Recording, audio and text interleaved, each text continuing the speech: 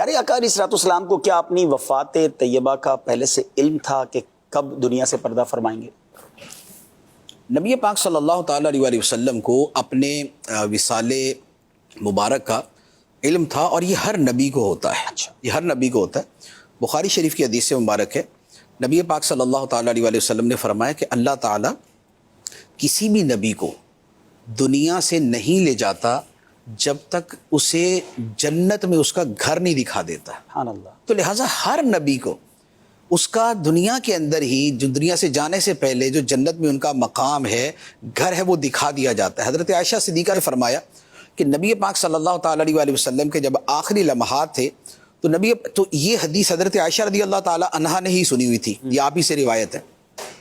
تو نبی پاک علیہ الصلوۃ والسلام نے اپنے جو آخری لمحات تھے اس میں یہ الفاظ فرمائے تھے، اللہم الرفیق الاعلیٰ، اللہم الرفیق الاعلیٰ.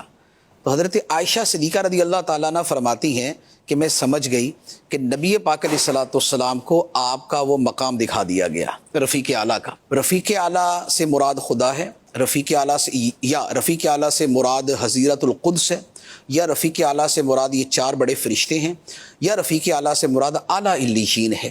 تو نبی پاک علیہ الصلوۃ والسلام کو وہ دکھا دیا گیا تو آپ اس پر فرما رہے تھے اللہم الرفیق الاعلیٰ. تو لہذا نبی پاک علیہ الصلوۃ والسلام کو پہلے سے معلوم تھا، اور کئی اشارے بھی دیے پیارے آقا. اور اس کے علاوہ ایک بہت بڑی تفسیر ہے. پھر جیسے سورہ فتح نازل ہوئی تھی تو سورہ فتح کے اندر جب یہ فرما دیا گیا انا فتحنا لک فتحا مبینا، تو نبی پاک علیہ الصلوۃ والسلام نے اسی سے اشارہ سمجھ لیا تھا کہ یہ اب دنیا سے جانے کی باری ہے. اچھا، اس کے بعد حجۃ الوداع کا جو موقع تھا اس میں نبی پاک علیہ الصلوۃ والسلام نے صراحتاً فرما دیا تھا کہ میں سمجھتا ہوں کہ آج کے بعد میں اور تم دوبارہ اس طرح جمع نہیں ہوں گے. اس کا مطلب ہے کہ دوبارہ یہ نہیں ہوگا. اچھا، پھر حج کے موقع پر ہی وہ آیت مبارکہ نازل ہو گئی تھی، الیوم اکملت لکم دینکم واتممت علیکم نعمتی ورضیت لکم الاسلام دینا. آج میں نے تمہارے لیے تمہارا دین مکمل کر دیا.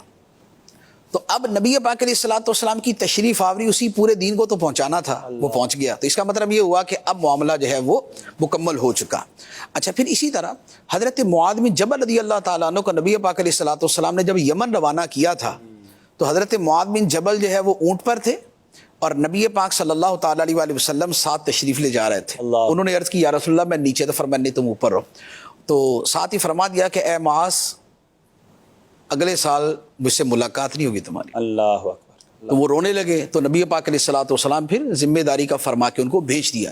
اسی طرح جب حضرت اسامہ بن زید رضی اللہ تعالیٰ عنہ کو لشکر دے کے بھیجا تھا، وہ تو تھوڑے ایام پہلے کی بات ہے، اس میں بھی نبی پاک علیہ الصلوۃ والسلام نے ان سے فرما دیا تھا کہ اے اسامہ ملاقات نہیں ہونی. اللہ. اچھا، اسی طرح نبی پاک علیہ الصلوۃ والسلام ایک مرتبہ احد شریف تشریف لے گئے تھے، ممبر لے کر وہاں پر آپ گئے تھے. تو وہاں سرکار علیہ الصلوۃ والسلام نے خطبہ ارشاد فرمایا تھا، واللہ ما اخاف علیکم ان تشرکوا بعدی، کہ اے صحابہ مجھے یہ خدا کی قسم مجھے یہ ڈر نہیں ہے کہ میرے بعد میری امت شرک میں پڑ جائے گی. ہاں، یہ ہے دنیا کی محبت میں پڑ جائے گی. ایک یہ بات فرمائی.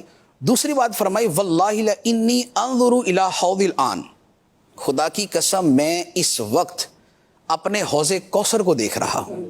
اور تیسری بات ارشاد فرمائی تھی وانا فرط لکم، میں تم سے پہلے آگے جا کے تمہارے لیے اسباب فراہم کرنے والا ہوں. مراد یہ کہ اب میں دنیا سے جا رہا ہوں اور میں تمہارے لیے آگے جا کے اسباب فراہم کروں گا. تو یہ حدیث مبارک بھی بخاری شریف کے اندر ہے.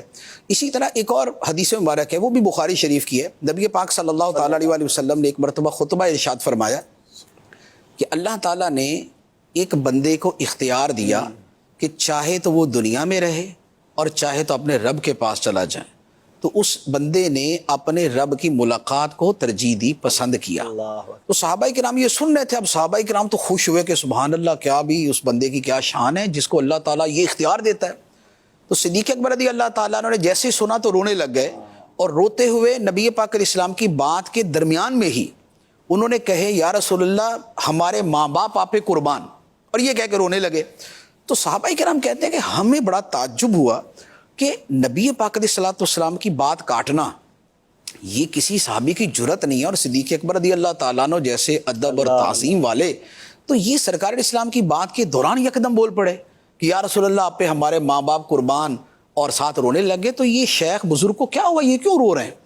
تو فرماتے کہ ہمیں اس وقت سمجھ نہیں آئی، لیکن بعد میں جب کچھ ہی عرصے کے اندر نبی پاک صلی اللہ تعالی علیہ وآلہ وسلم دنیا سے تشریف لے گئے، پھر ہمیں سمجھ آیا کہ وہ ہستی، وہ بندے کون تھے جن کو رب نے اختیار دیا تھا کہ چاہیں تو اپنے رب کے پاس چلے جائیں اور چاہیں تو دنیا میں رہنا اختیار کریں۔ تو یہ وہ بات تھی جسے صدیق اکبر رضی اللہ تعالیٰ نے اس وقت سمجھ گئے تھے، مزاج شناس رسول جنہیں کہا جاتا ہے۔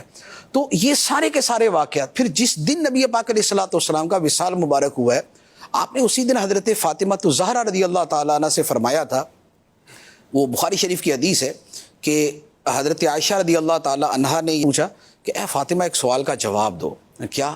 کہا کہ جب نبی پاک علیہ الصلوۃ والسلام دنیا سے تشریف لے گئے تھے، اس دن سرکار نے تمہارے کان کے اندر، آپ کے کان میں کوئی بات کہی تھی تو آپ رونے لگ گئیں، پھر دوبارہ آپ کے کان میں پھر کوئی اور بات کہی تو آپ ہنسنے لگ گئیں، تو وہ باتیں کیا تھیں؟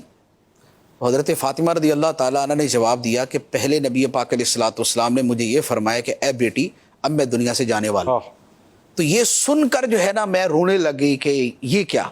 تو پھر نبی پاک علیہ الصلوۃ والسلام نے دوبارہ مجھے فرمایا کہ میرے اہل بیت میں سب سے پہلے تم ہی مجھے ملو گی۔ اللہ، تو یہ سن کر میں خوشی سے ہنس پڑی کہ نبی پاک علیہ الصلوۃ والسلام اگر دنیا سے تشریف لے بھی جائیں گے تو سب سے پہلے جو سرکار کی بارگاہ میں پہنچنا ہے اور آپ کی زیارت کرنی وہ میں ہی۔ یہ عشق کی کتنی بڑی بات ہے، حالانکہ ان کو بھی ان کی مرنے کی یا وفات کی خبر دی جا رہی ہے۔ ہاں، ان کی وفات کی خبر ہے، ان کے چھوٹے چھوٹے بیٹے ہیں حسن حسین، اور یہ ان کے چھوٹے چھوٹے بیٹے ہیں، حضرت زینب ہیں، اللہ، ان کی زندگی ہے، عمر مبارک جو ہے وہ 22 سے 25 سال کے درمیان تھی۔ اللہ اللہ، تو یہ ایک پوری دنیا اپنی جملہ زیب و زینت کے ساتھ سامنے موجود ہے، لیکن اس بات کی خوشی ہے کہ نبی پاک علیہ الصلوۃ والسلام کی بارگاہ میں نے سب سے پہلے چلے۔ کیا عشق ہوگا یہ، کیا عشق ہوگا۔